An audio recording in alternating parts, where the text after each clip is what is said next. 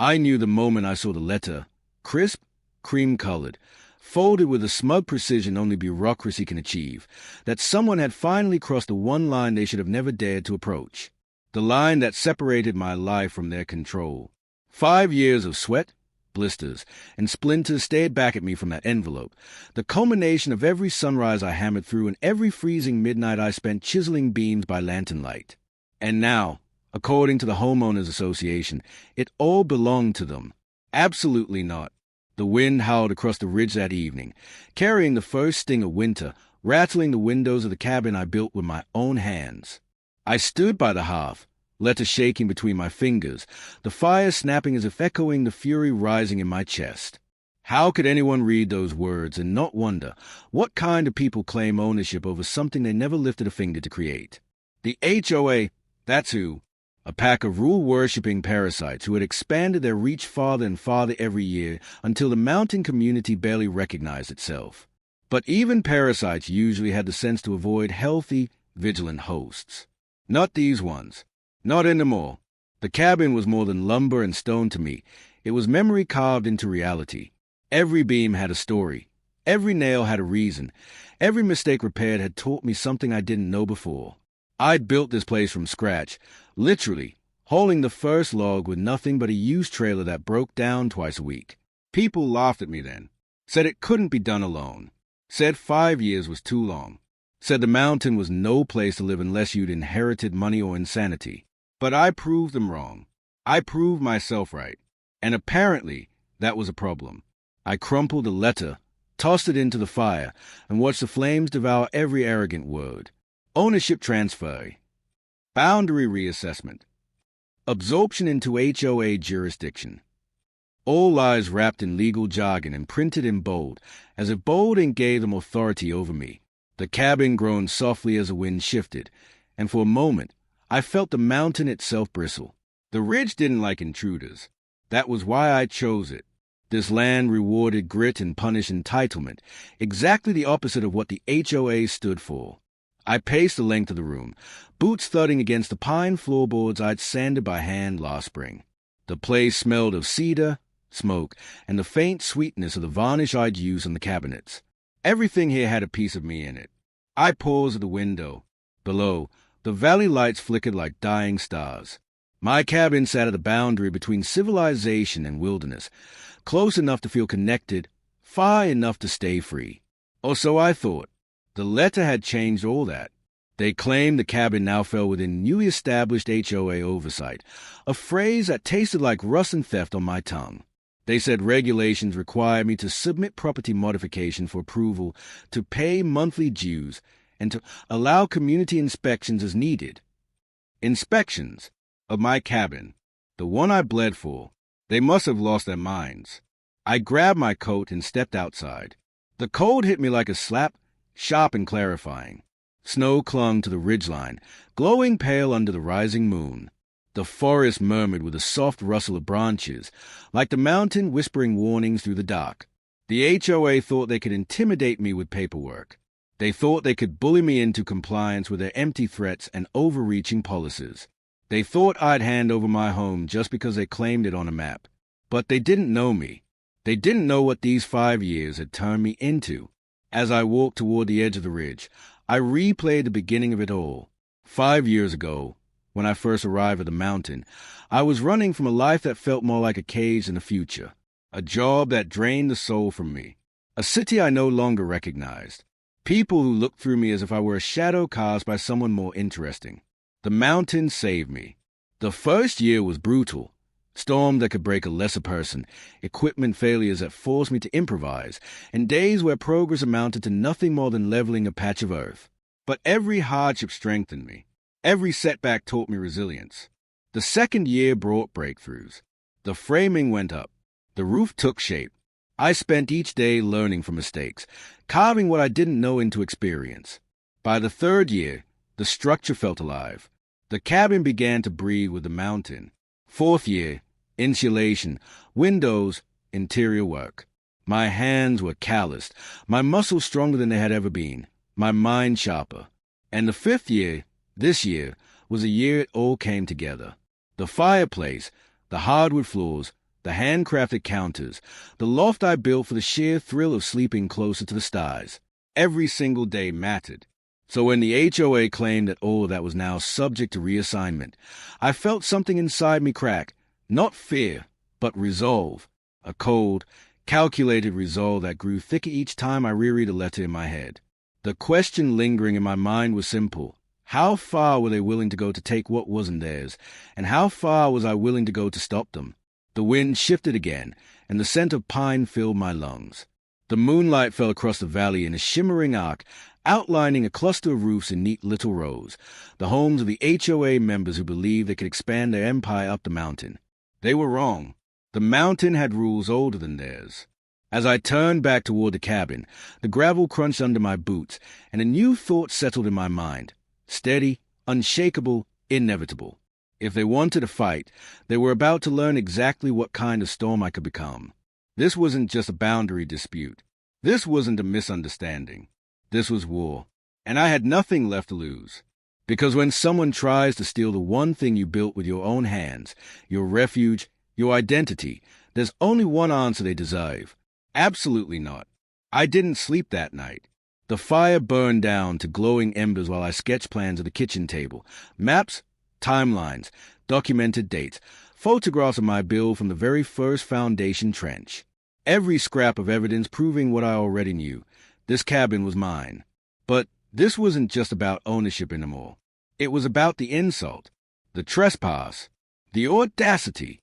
By dawn, frost lined the windows in delicate branching patterns, as if the cold itself had tried to warn me of what the day would bring. I strapped on my boots and drove down the mountain toward the HOA office, each mile sharpening my anger until it was a fine, tempered blade. Their office sat in a renovated ranch house beside the community lake, over-decorated, over-landscaped, overrun with the kind of people who believed rules mattered more than reason. The kind of people who spent their weekends measuring grass length and sending violation notices if a mailbox leaned 3 degrees too far. I parked, stepped out, and walked through the glass doors. Inside, the air smelled faintly of coffee and artificial citrus. A receptionist looked up from her computer with a forced smile that dissolved the moment she saw my expression. "I'm here about the boundary reassignment letter," I said, trying to keep my voice even. She swallowed. One moment. Minutes later, I was led into a conference room where 3 board members sat behind a polished oak table, each with a stack of papers. They looked at me as though I were already guilty. "Mr. Avery," the chairman said, lacing his fingers together, "thank you for coming. We trust you received our notice." "I burned it," I replied. There was a moment of silence, so thick it felt like the air itself recoiled. "Well," another board member said, adjusting his glasses, "the matter remains the same regardless of your response. According to our new jurisdiction survey, your cabin falls within the HOA's expanded territory. As such, you're required to comply with our community standards."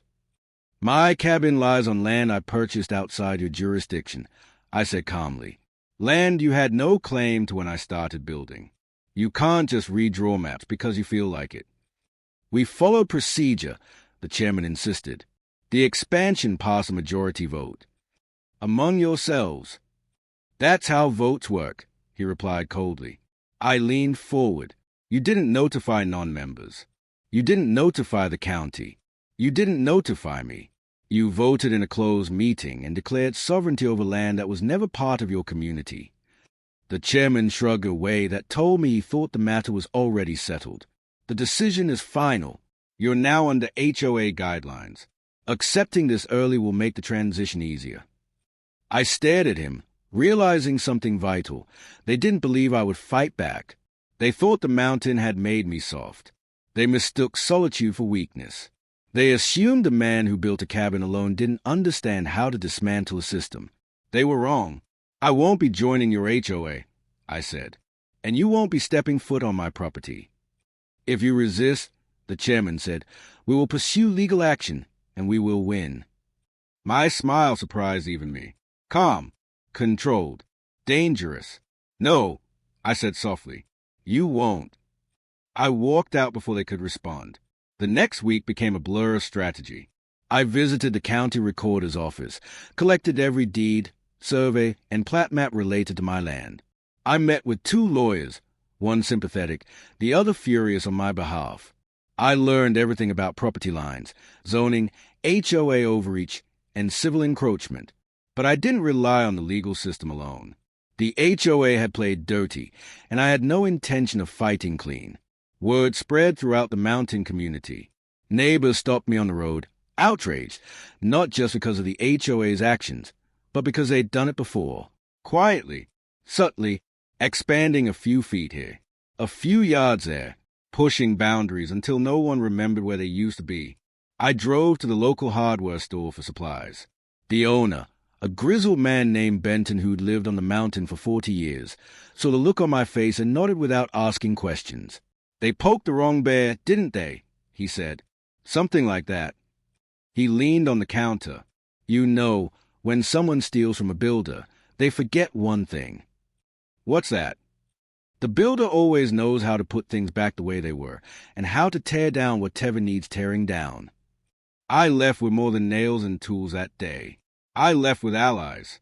The HOA made the first move. Predictable. Stupid. 3 board members showed up unannounced at my cabin the following Saturday, clipboards in hand, wearing reflective vests as if they were government officials. They didn't knock. They didn't call.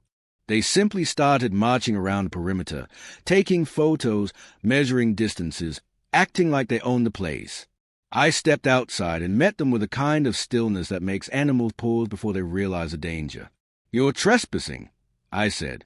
"We're conducting an inspection," one replied without looking up. "On property you don't own.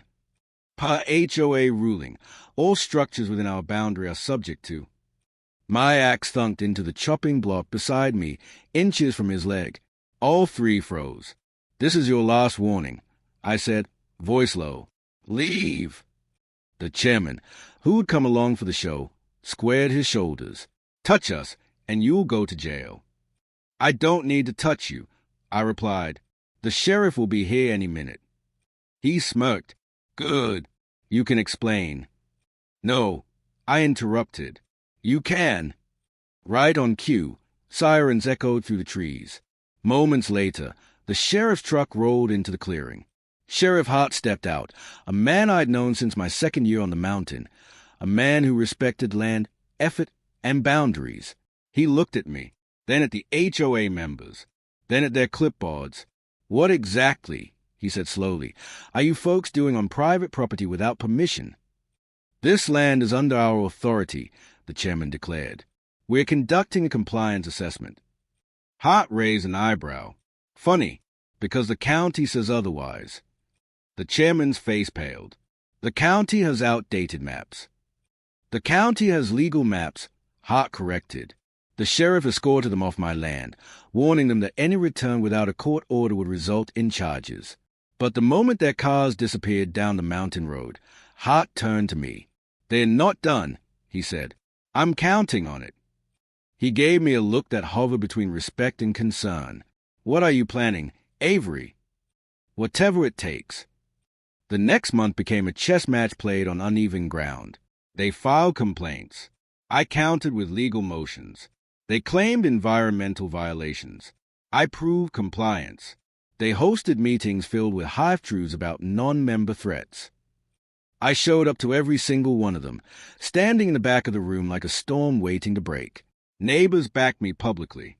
Local officials questioned the HOA's expansion. The county attorney requested documents the HOA refused to provide. Cracks appeared in their walls. And then, finally, they made the mistake I had been waiting for. They attempted to register my cabin under their property roster. They cited non-response to their demands. They tried to file it quietly, through a clock they assumed wouldn't look too closely. They did not expect me to find the record the same day it was submitted. They did not expect the clock to know me. They did not expect the county to open an investigation into fraudulent land claims by morning. And they certainly did not expect me to walk into their next board meeting with a folder thicker than their entire rule book. I stood at the front of the room, my voice steady and cold. "You tried to steal my home," I began. "Now you're going to lose yours." And as I laid out every violation, every illegal vote, every false filing, every boundary manipulation they'd ever committed, the board members realized something. The storm wasn't coming. The storm was already here, and they were standing in the middle of it.